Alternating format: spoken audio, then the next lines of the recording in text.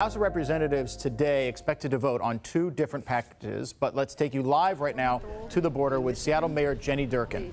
I have not spoken to the parents for over 30 days because it is reported they don't know who the parents are. We are in the midst, I believe, in a humanitarian crisis.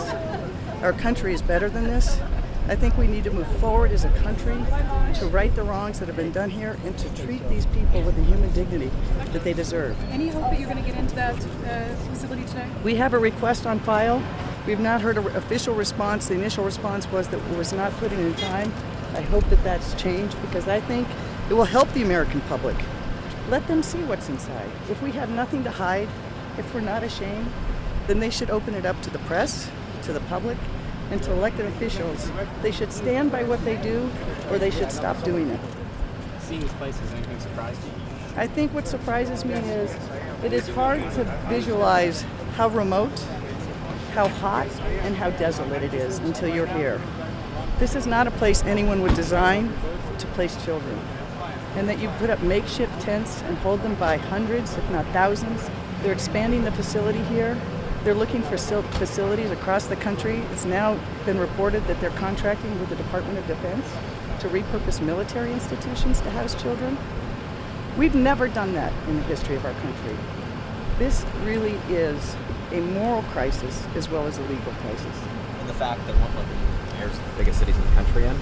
I think that shows that they are not willing to stand by what they're doing. Our history of our country knows that transparency serves good. Letting the press in, letting the public in is part of who we are as a country. Our First Amendment of the Constitution is there not just for freedom of expression, but because it holds government accountable.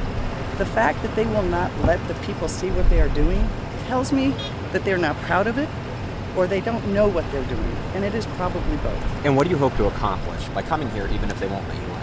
I think it's a number of things. Number one, it is clear that the collective voices of the country are the only thing that has stopped this policy at all.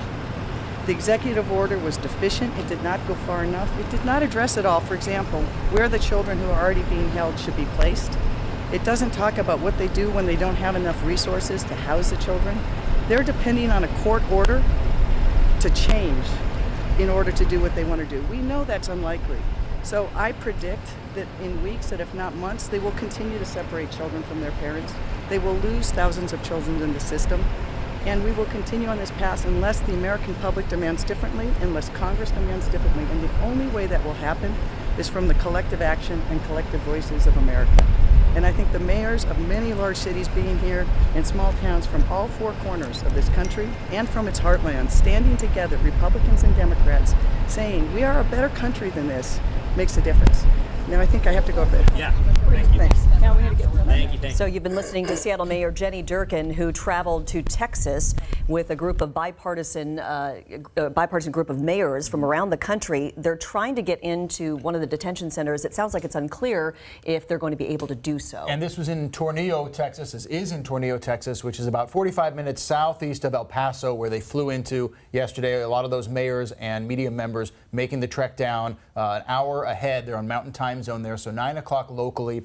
Among the things Jenny Durkan told us, if you're just joining us, our reporter Michael Crow on site there, they should stand by what they do, referring to the federal government, or they shouldn't do it.